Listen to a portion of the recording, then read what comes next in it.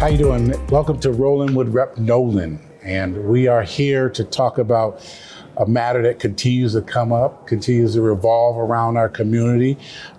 Just cause is something that we're fighting for this year. Yeah. And I'm with Luke Milanokas Harrison, and he's from the Connecticut Tenants Union, and we're just gonna give the information that a lot of you requested in regards to just cause, and it's important. Share a little bit about you, and then let's involve the Connecticut Tenants Union and how it works for our communities. Sure, sounds good. So my name is Luke, and my position is Vice President of Connecticut Tenants Union. Okay. So Connecticut Tenants Union is a few years old. We started, knocking on doors and organizing tenants to form unions really in the heart of the pandemic, when so many people were anxious about losing their homes and losing their jobs, falling behind on rent. And at the same time, the cost of rent was really skyrocketing from 2022 until now, or 2020 until now. People have just been really feeling the inflation of rent costs, which is most people's, biggest monthly bill. Yep. So that was kind of the origin of our organizing. And since 2023, we've been formally structured as a union with, democratic elections of members electing their leaders. So I was elected in 2023 to vice president. And what we do is organize renters in apartment buildings or in municipalities to form chapters that can then advocate for themselves with their landlords, with their local government, and here at the state capitol. Okay. Yep. Now, what specific rights would, just cause give renters, and how would it improve housing stability? Because obviously Connecticut's going through a big housing change. Yeah. So how would that happen? Yeah. No, the housing instability in our state right now is really on the rise. What just cause eviction protection would do would expand an existing protection that's already on the books for certain tenants, which is folks who are over 62 or disabled and living in a larger apartment building, to cover all tenants in those larger apartment buildings from what's called a no-fault eviction. So a lot of people don't know that actually it is currently legal for an eviction to be filed against you, even if you are consistent with your rent, following your lease, not causing any problems with your neighbors or any type of property damage. You're sort of an upstanding tenant in every way. But as soon as your lease is up, or if you're on a month-to-month lease, like many tenants are, you can be evicted for no reason unless you're in this protected category right now. Mm-hmm. And what that means is that that leaves it wide open for both abuses of power, like if a landlord or property manager doesn't like the fact that you've been calling for housing code enforcement in your unit because you've got a leaky ceiling and molds growing up there and they don't want to put the money in to fix it. Or if you try to hold a tenant meeting in your building to get folks together to talk about forming a union, if management doesn't want to see that, etc. Yep. All they have to use is a no-fault eviction, and they don't have to put anything down on paper as to the reason for the eviction. And because of that, it's kind of a big loophole for retaliation, discrimination, and other abuses of power. Sometimes just because you ask for things to be fixed. Yep.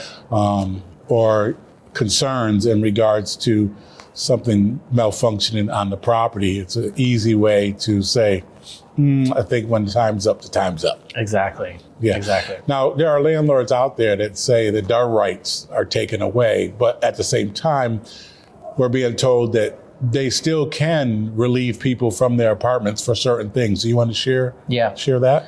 So most evictions that happen are for things like non-payment.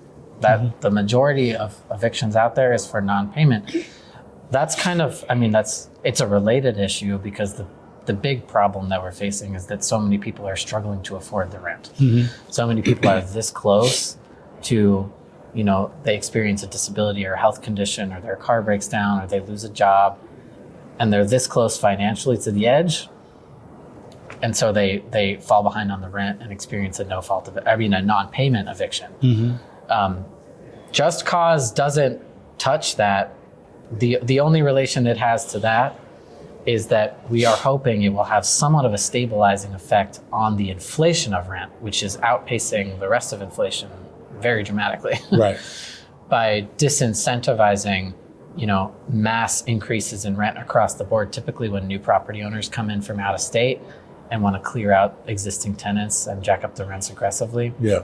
Just cause will have a cooling effect on that, but it won't affect non-payment evictions. If you fall behind on rent, you can still get evicted. The other types of evictions that are not affected are like what's called a nuisance eviction, which basically covers most things that people think of in terms of problematic behaviors. Yeah. Music in the middle of the night, smoking in areas you're not supposed to, other kinds of things that cause a problem for the people around you. Yep. That's not touched either. That's a type of eviction that's still allowed. The only type of eviction that it addresses is no fault eviction, where the landlord is not accusing the tenant of doing anything wrong. It's simply time has passed and they want you out and they don't want to tell you why. Okay. So how do eviction protections impact families, children, and vulnerable populations in our community? Yeah, it has a massive impact. I mean, I'm thinking of a story from your part of the state. It was over in Groton, but there was a complex called Ivy Court where most of the residents there had lived there for at least 5 years, and in some cases people were there 10, 15 years. It had been owned by an elderly couple that owned this apartment complex for a long time, wasn't aggressively raising people's rents, manageable $25, $50 rent increases. So people were able to live in that community and not have to constantly be moving.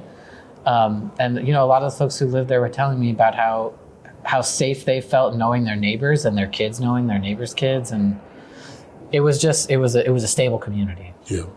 What happened was an out-of-state landlord company based in New York called Up Realty bought the complex.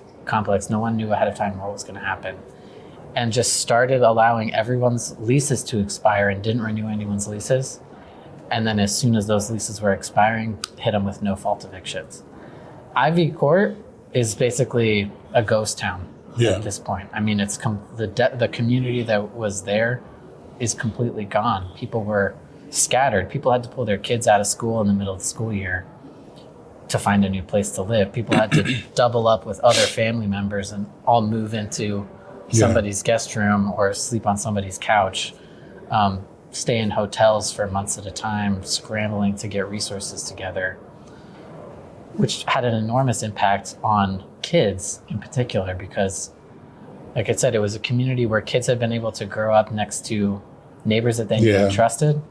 And that was just totally upended. And many of them had to leave Groton and were not able to stay in their home community. That's the kind of trend that we're seeing across the state, and that Just Cause will have a direct impact on keeping people in their community, in their housing, keeping kids in their schools, and just having kids and older folks be able to put down roots and not be so, churned in and out of housing situations. Yeah. So just to revisit one more time, this policy, you don't believe it makes it harder for landlords to manage their properties, or does it balance tenant protections and landlord rights? You think that it pretty much balances? I think it balances. I think the current situation is a huge imbalance because people can't opt out of needing housing. Right. Everybody needs a place to live. And it is incredibly difficult to find a place to live in 2025 in Connecticut, particularly if you have, limited financial means. Right.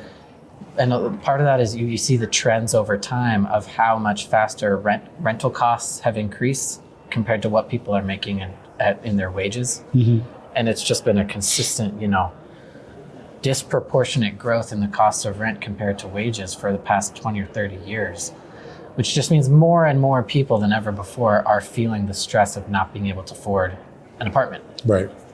And what that means is that pretty much all of the power is on the landlord's side, because they know that there will be another tenant right behind the one in front of them who's going to want that apartment. Yeah. And so there's very little room to negotiate in a system like that. The tenant so often is in a position of having to take whatever they can get, including in many cases, really, serious abuses of power and intimidation tactics that, again, because of that power imbalance, it's not that all landlords operate like that, but those who are inclined to operate like that have wide open space to do so. Yeah. So what Just Cause does is try to remedy that imbalance and give tenants the assurance that at least if you follow your lease, pay your rent, do what you're supposed to do on your end, you can have a little bit of negotiating power and not sort of have the gun to your head of a no-fault eviction no matter what you do, while still, preserving for fault evictions, Yep. for reason evictions. It's just what it requires a landlord to do is to document what's going on. Yeah. That's really the change. Okay. So what can renters and supporters do to help push for just cause protections in Connecticut? So we can help have people that are watching this know how to participate. Yeah. So we have our bill right now is HB 6889. It's been approved by the Housing Committee. And, we're really hoping that it will be called to the floor in the House for a vote sometime soon. So, if Rep. Nolan is your representative, you can know that he has already signed on as a co-sponsor, and that's really wonderful. We're trying to get as many co-sponsors as possible right now so that there's a clear showing of support in the House. Yep. So if folks are listening to this and want to get involved, reach out to your representative, reach out to people across the state who may have a different representative than you, and just make it known that this is something that Connecticut really needs. Almost all of us are feeling the stress of the housing crisis. This is a policy that won't cost the state a single dime and will in fact save us a lot of money Yep. by lowering the rates of evictions and homelessness. And we should get it done this year. And so the more people who are making that message known to their elected representatives, the more likely we are to get it passed. So if people wanted to contact the Connecticut Tenants Union, how would they do that? Yep. So we've got cttenantsunion.org. That's our website. And there's a link on there that says legislative campaign that shows all of the information about Just Cause, events that we have coming up, lots of details about the policy itself. So I would just reach out to us through our website. All right. Well, Luke, thank you very much for being before us today. Absolutely. This is Rollin with Rep. Nolan saying thank you for watching and keep tuning in. Have a nice day.